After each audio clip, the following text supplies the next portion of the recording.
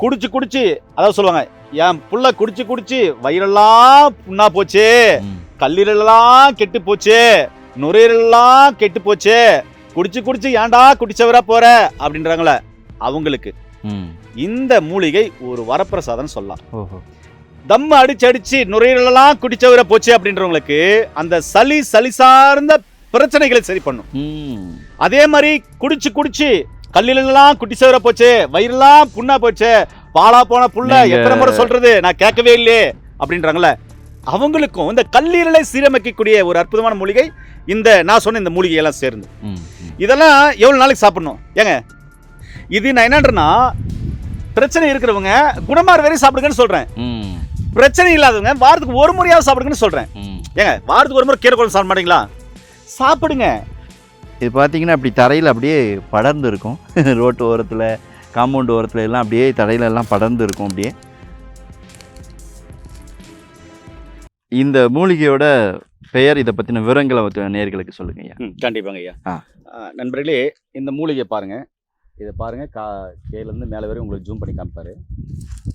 இது மூக்குரட்டை. இதே மாதிரி இன்னொரு மூக்குரட்டை இருக்கு, அதுவும் ஒரிஜினல் மூக்குரட்டை. அது இலை ஒன்று இன்னொரு பட்டையா இருக்கும். இன்னொரு சாரணைன்னு இருக்கு. அந்த சாரணை மூக்கிரட்டை மாதிரியே இருக்கும், ஆனா வானத்தை நோக்கி இருக்கும். இந்த மூக்கிரட்டை பூமியை நோக்கி இருக்கும், பூமியில அப்படியே படரும் தரையிலே படரும். ஆமா, அதனால மூலிகைகள் இனம் ஃபர்ஸ்ட் காண்றதை நமக்கு தெரிஞ்சுக்கணும். ஏன்னா என்ன மாதிரியான மூலிகை, அது உண்மையாவே நமக்கு பயன் தரக்கூடியதானா, இதுதான் உண்மையான மூக்கிரட்டையா அப்படின்னு தெரிஞ்சாதான் நம்ம சமைச்சு சாப்பிட முடியும். கண்டிப்பா ஏதோ ஒன்று வீடியோவில் காமிச்சிட்டாங்கன்னு சமைச்சு சாப்பிட்டா பக்க விளைவுகளை ஏற்படுத்திடும். அதனால இதுதான் ஒரிஜினலான மூக்கிரட்டை. இதே மாதிரி இன்னொரு மூக்கரட்டை இருக்கு, அதுவும் ஒரிஜினல் மூக்கரட்டை. இந்த புனர்ணவாசான்னு சொல்றாங்க, இதுதான் அது. ஆமா, அந்த ஒரிஜினல் மூக்கரட்டை வந்து பட்டையா இருக்கும். இதுதான் நம்முடைய முன்னோர்கள் கீரை குழம்புக்கு போட்டு சாப்பிடுவாங்க. இதை பச்சையா எடுத்து சாப்பிட்டோம் அப்படின்னு சொன்னா, இந்த முந்திரி பழம் சாப்பிட்டா எப்படி இந்த தொண்டையில ஒரு கர இருக்குல்ல, அது மாதிரி இருக்கும். சரிங்களா? இப்ப மூக்கரட்டை பத்தி உங்களுக்கு ஒரு விளக்கம். பச்சையாக இதை சாப்பிடக்கூடாது. பச்சையா நான் சாப்பிட்றேன், நான் நிறைய வீடியோ சாப்பிட்டு காமிச்சிருப்பேன். ஆனால் எல்லாரும் சாப்பிட வேண்டாம். ஏன்னா இந்த முந்திரி பழம் சாப்பிட்டா இந்த தொண்டையில் ஒரு மாதிரி இருக்கும், அது மாதிரி இருக்குன்றதுனால தான் வேண்டாம்னு சொல்றேன். ஆனால் கீரை குழம்புல சாப்பிடலாம். சரி, இந்த மூக்கிரட்டையே நீங்க பறிச்சிருக்கீங்க. இது ஒட்டுமொத்த உடலுக்கும் ஒரு ஆரோக்கியம் தரக்கூடிய ஒரு மூலிகை, ஒரு உணவுனா உங்களால் நம்ப முடியுமா? இல்லை. சூப்பர். இப்போ ஒட்டுமொத்த உடலையும் இயக்கக்கூடிய ஒரு உறுப்புனா அது எந்த உறுப்பா சொல்வீங்க? ஒட்டுமொத்த உடலையும் இயக்கக்கூடிய ஒரு உறுப்பு ரத்தம். ரத்தம். அந்த ரத்தத்தை சரி பண்ணி, ரத்தத்தை உற்பத்தி பண்ணி உடலுக்கு அனுப்பக்கூடிய வேலையை எது செய்யுதுன்னு நீங்க எது சொல்வீங்க? மண்ணீரல், கல்லீரல். முக்கியமா எதை சொல்லுவீங்க? சுத்தப்படுத்துது அப்படின்னா கிட்னி. அதை விட ரொம்ப முக்கியமானதுன்னா கல்லீரல் சொல்லிடுவீங்க. கல்லீரல் ராஜ உறுப்பு. இந்த ராஜ உறுப்பு சரிந்தாதான் ஒட்டுமொத்த உடலும் ஆரோக்கியமா இருக்கும். இப்ப மற்ற மருத்துவத்தில் எப்படி ஒரு பிரச்சனைக்காக போனாக்க அல்சர் டேப்லெட் சேர்த்து கொடுக்குறாங்களோ, அது மாதிரி சித்த ஆயுர்வேதால நீங்க எந்த பிரச்சனைக்கு போனாலும் பாரம்பரிய வைத்தியர்களாகட்டும், சித்த வைத்தியர்களாகட்டும், இல்லை சித்த மருத்துவர்களாகட்டும், நம்முடைய முன்னோர்களாகட்டும், கல்லீரலுக்கும் சேர்த்து தான் மருந்து கொடுப்பாங்க. இந்த கல்லீரலவே சரி பண்ணக்கூடிய ஒரு அற்புதமான மாமூலிகை அப்படின்னாக்க இந்த மூக்கிரட்டையை நான் சொல்லுவேன். இந்த மூக்கிரட்டை எல்லாரும் எதுக்கு பேசுவாங்க? கிட்னி சார்ந்த பிரச்சனை. ஆமா, கிட்னி சார்ந்த பிரச்சனை எல்லாம் அதே தான் பேசியிருக்காங்க. ஓகே, அதுக்கு ரொம்ப ரொம்ப இம்பார்ட்டன்ட் தான். ஆனா அதை விட கூடுதலா இதை தொடர்ந்து நீங்க சாப்பிட்டு வந்தீங்கன்னா, குடிச்சு குடிச்சு அதாவது சொல்லுவாங்க, என் புள்ள குடிச்சு குடிச்சு வயிறெல்லாம் புண்ணா போச்சு, கல்லீரலாம் கெட்டு போச்சு, நுரையீரலாம் கெட்டு போச்சு, குடிச்சு குடிச்சு ஏன்டா குடிச்சவரா போற அப்படின்றாங்களே அவங்களுக்கு இந்த மூலிகை ஒரு வரப்பிரசாதம் சொல்லலாம். இந்த மூலிகை சேர்த்து, இந்த மூலிகையோட வெள்ளை கரிசலாங்கண்ணி இருக்குல்ல, வெள்ளை கரிசலாங்கண்ணியை எடுத்துக்கணும். மூக்கரட்டையோட, இந்த மூக்கரட்டை கீரையோட வெள்ளை கரிசலாங்கண்ணி கீரையும் எடுத்துக்கணும். அதுக்கப்புறம் பூனை மிச கீரையை எடுத்துக்கணும். போதும், 3 கீரை போதும். சம அளவுங்களா? எவ்வளவு நேரம் எடுத்துக்கலாம், இது கீரை தானே. எடுத்து தேவைப்பட்ட ஒரு 20-30 கோவை இலைய, ஒரு 5 பேர் இருக்கிறாங்கன்னா அதுல சேர்த்திக்கலாம். சேர்த்தி நல்லா துவரம்பருப்பு போட்டு கடைஞ்சி, அதுக்கு தேவையான சின்ன வெங்காயம், அப்புறமா பூண்டு எல்லாம் போட்டு துவரம்பருப்பு போட்டு நல்லா கடைஞ்சி சாப்பிட்டோம்னா வைங்களேன், குழம்பு மாதிரி தான் சாப்பிடுவோம். ஏதோ மூலிகையை வச்சு மருந்து சொல்லிக்கிட்டு இருக்கீங்க. மருந்து இதுல செய்யலாம், இதுல மருந்து ஏராளமான மருந்துகள் செய்யலாம். அப்படி சாப்பிட்டு வந்தோம்னா தம்ம அடிச்சு அடிச்சு நுரையீரலாம் குடிச்சவரை போச்சு அப்படின்றவங்களுக்கு அந்த சளி சார்ந்த பிரச்சனைகளை சரி பண்ணும். ம். அதே மாதிரி குடிச்சு கல்லிலெல்லாம் குட்டி சேவர போச்சு, வயிறெல்லாம் புண்ணா போச்சு, பாலா போன புள்ள நீங்க- எத்தனை முறை சொல்றது, நான் கேட்கவே இல்லையே அப்படின்றாங்கல்ல, அவங்களுக்கும் இந்த கல்லீரலை சீரமைக்கக்கூடிய ஒரு அற்புதமான மூலிகை இந்த நான் சொன்ன இந்த மூலிகை எல்லாம் சேர்ந்து. ம். ம். இதெல்லாம் எவ்வளவு நாளைக்கு சாப்பிடணும்? ஏங்க சாப்பாடு தண்ணி எவ்வளவு நாளைக்கு சாப்பிடுறீங்க?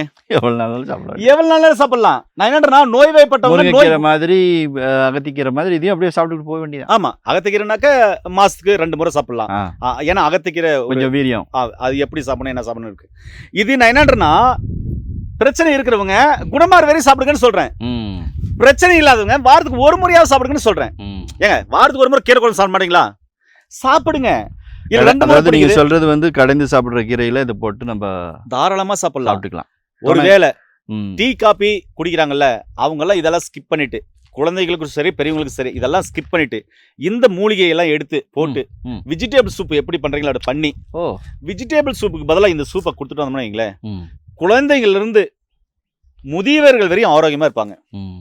இது எல்லா வகையான உள்ள இருக்கிற உறுப்புகளையும் சரி பண்ணும். சரி பண்ணும். ம். கல்லீரல் சரியாயிருது. அப்ப கல்லீரல் தன்னுடைய வேலையை முழுமையா செய்யுது அப்படின்னு சொன்னா எல்லா உள்ளுறுப்புகளும் தன்னுடைய வேலையை முழுமையா செய்ய ஆரம்பிச்சிடும். கல்லீரல் கெட்டு போச்சுன்னா எல்லாமே கெட்டு போகும். ம். நீங்க சொன்னீங்களா கிட்னி, இது ஒரு நாளைக்கு 180 லிட்டர் ரத்தத்தை சுழற்சி முறையில உங்களுக்கும் சரி எனக்கும் சரி கேமரா எடுக்கிற ஐயா அவருக்கும் சரி சுழற்சி முறையில சுத்தி பண்ணுதுனாக்க யாருன்னா நம்புவாங்களா? ஏங்கய்யா என்னங்க இருக்கிறது ரத்தம் 12 பாயிண்ட் 13 பாயிண்ட் தான், அது எப்படி 180 லிட்டர் ரத்தத்தை சுத்தப்படுத்தும் அப்படின்னு நான் சொன்னேன். சுழற்சி முறையில ம். அந்த தொழிற்சாலை தொடர்ந்து இயங்குறதுனாலதான் இந்த தொழிற்சாலையான உடம்பு அழகா இயங்கிட்டு இருக்கு. உண்மை. அது முடங்கி போச்சுன்னா எல்லாமே முடங்கி போகும். கண்டிப்பா. அப்ப நான் என்ன சொல்றேன்னா எல்லா உள்ளுறுப்புகளையும் சரி பண்ணக்கூடிய, அதாவது பாதிப்பு இருந்தால் சரி பண்ணக்கூடிய மூலிகை இதுதான் சொல்ல வரேன். ம். ம். எல்லாருமே சளிக்கு பேசியிருப்பாங்க, இதை பிபிக்கு கொடுக்கலாம்னு பேசியிருப்பாங்க. பிபி உள்ளவங்க எடுத்துக்கலாம். இப்போ நீங்க சொன்ன மாதிரி கண்டிப்பா இதை இந்த பருப்பு இதெல்லாம் போட்டு தான் செய்யணுங்களா, இல்ல சும்மா வதக்கி அப்படியே சாப்பிடலாம்? அதான் வதக்கி சாப்பிடலாங்க. அப்படியே சாப்பிடலாம். நான் என்ன சொன்னா பிள்ளைங்களுக்கு குழந்தைங்களுக்கு பிடிச்ச மாதிரி ஒரு சூப்பா ஒரு ஒரு கீரை taste-ஆ. என்னென்ன வகையில நம்ம சமைச்சு சாப்பிடலாமோ அதே மாதிரி இதையும் செஞ்சு சாப்பிடலாம். சாப்பிடலாம். ம். இப்ப நீங்க அப்ப குழந்தைங்களுக்கு கீரைன்னு சொல்லும்போது இந்த இலையை மட்டும் தான் நம்ம பயன்படுத்திக்கணுங்களா, இல்ல? ஒண்ணு இல்லைங்க, இந்த இலை இருக்குல்ல ஐயா, ஆ. இந்த இலைய இப்படி நம்முடைய முன்னோர்கள் இப்படிதான் கீரையா கிள்ளுவாங்க. ஓ, ஓகே ஓகே. இப்படிதான் கீரையை கிள்ளி இந்த எடுப்பாங்க. தண்டுகள் தேவையில்லை. அது தேவையில்லைங்கய்யா. இந்த கீரையை இப்படி கிள்ளி எடுக்கிறாங்கல்ல, ஆ.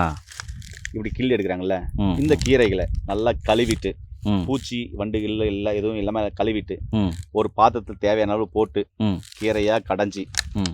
சரிங்களா, ஒரு உண்டை களி வச்சுன்னு தொட்டு சாப்பிட்டோம்னு வையா, ஆஹா ஆஹா. அமிர்தமா உள்ள போகும். சொல்லும் போதே சாப்பிடணும்.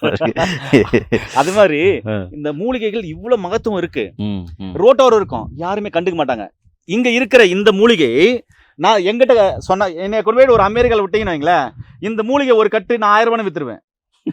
உண்மைதாங்க. ஏன்னா நான் சொல்றேனே, இங்க இருக்கிற முருங்கைக்கீரையுடைய மகிமை நமக்கு தெரியுதுல, சும்மா உடச்சு கீழே போட்டுறோம். ஆனா இதுவே மேல நாடுகள்ல அது எத்தனை டாலர்னு உங்களுக்கு தெரியும். ஆமா ஆமா. அப்ப அதுல எவ்வளவு அயன் இருக்கு, எவ்வளவு கால்சியம் இருக்குது, எவ்வளவு மெக்னீசியம் இருக்குது அப்படின்னு சொல்லிட்டு அவங்களுக்கு தெரியுது.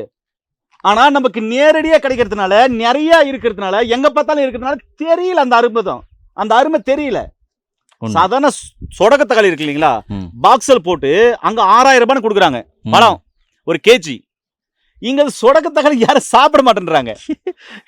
அது சாப்பிட்டா மைண்ட் நல்லா வேலை செய்யும், நரம்புகள் நல்லா இருக்கும், உடல் சுறுசுறுப்பா இருக்கும், ஆரோக்கியமா இருக்கும்னு கேட்டா அதெல்லாம் இது பண்ண மாட்டேன்றாங்க. இங்க பாருங்க, இங்கெல்லாம் பாருங்க, இங்க ஒண்ணு இல்லைங்க, ரொம்ப சிம்பிள் தாங்க. மாங்காய் இருக்கா, எவ்வளவு இருக்கு பாருங்க. இங்க இந்த மாங்காயை கேட்கறவங்களே யாருமே இல்லை. ம். நான் ரொம்ப சிம்பிளா தான் சொல்றேன். எவ்வளவு மாங்காய் இருக்கு பாருங்க, நிறைய மாங்காய் இருக்கு. நான் இப்ப போலாம் பறிச்சு சாப்பிடலாம், யாருமே கேட்க மாட்டாங்க. ஆனா சாப்பிடலன்னு தோணல பாருங்க. ஏன் தோணலன்னா இங்க நிறைய இருக்குது. ஏதோ ஒரு முன்னாடியே இருக்கிறதுனால அதோட அருமை நமக்கு தெரியல. ஏதோ ஒரு டைம் சாப்பிடுவோம், அதுக்கப்புறம் இதை பார்த்து மூஞ்சில அடிச்ச மாதிரி இருக்கு, வெறுத்து போகுதுன்ற மாதிரி இருக்குல்ல, அது மாதிரிதான். அப்போ இவ்வளவு கீரையுடைய மகத்துவம், இவ்வளவு மூலிகைகள் மகத்துவம் நம்முடைய தாய திருநாட்டுல இந்தியாவுல இருக்குது.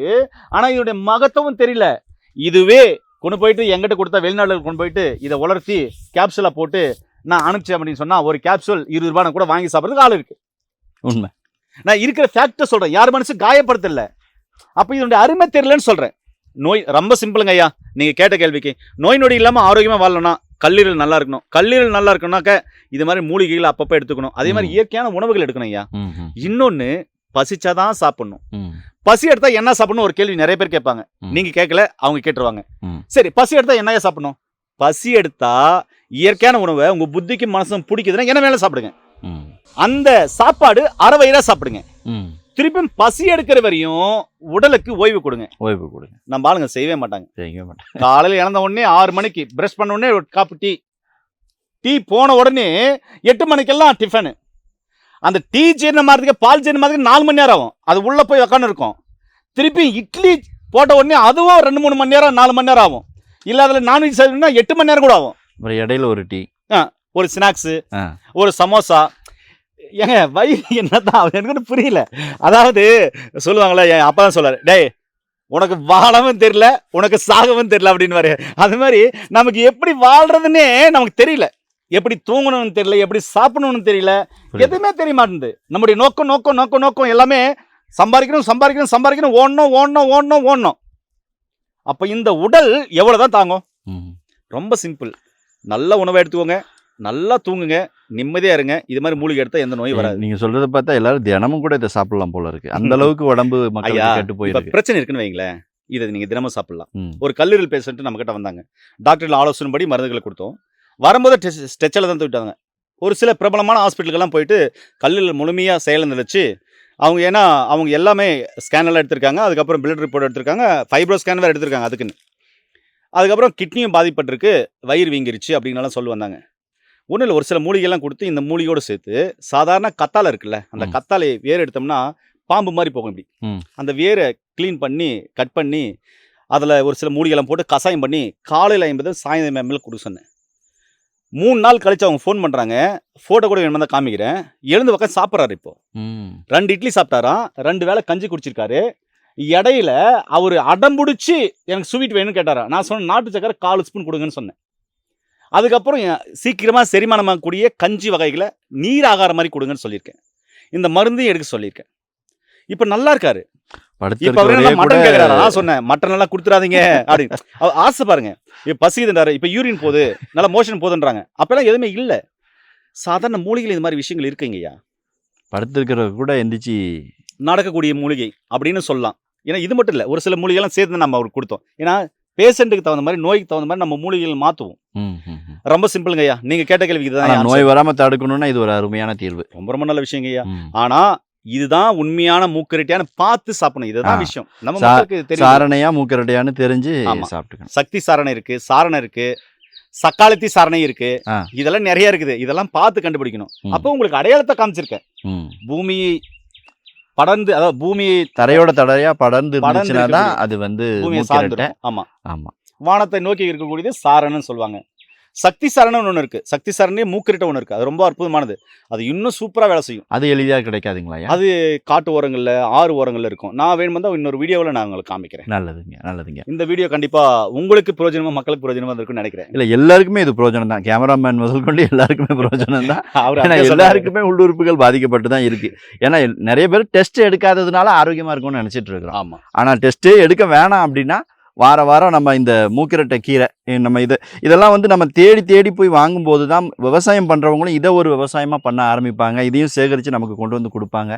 ஸோ இந்த அருமையான தகவலோட நீங்கள் எல்லாருக்கும் ஷேர் பண்ணுங்கள். எல்லாருக்கும் இது போய் சேரட்டும். இதை விவசாயமாக பண்ணுறவங்களுக்கும் ஒரு நல்ல ஒரு வாழ்வாதாரத்தை இது கொடுக்குறதா இருக்கட்டும். ஸோ இதே மாதிரி இன்னும் பயனுள்ள தகவலோட அடுத்த வீடியோவில் சந்திக்கலாம். நன்றி, வணக்கம். வணக்கம்.